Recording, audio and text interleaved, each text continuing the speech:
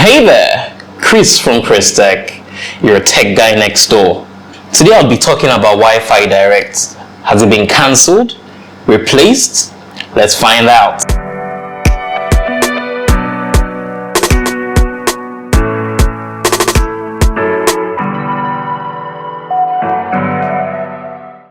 For some time, Samsung users have been carrying their shoulder up for one main reason: Wi-Fi Direct. They were able to send files with other Samsung users.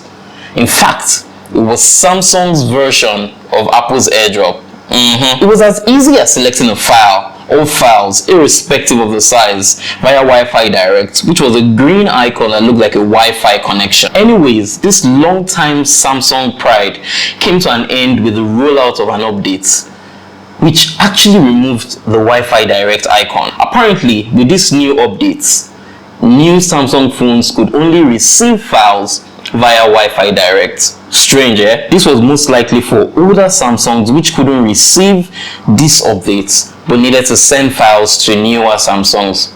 Oh, how sweet. Back to the problem.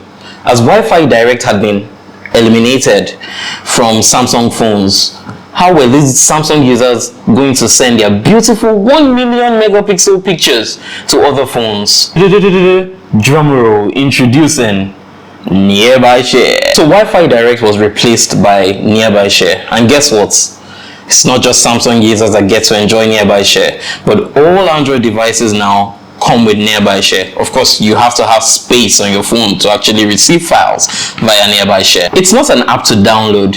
It's actually what they call Follow Com. And it's actually very easy to use.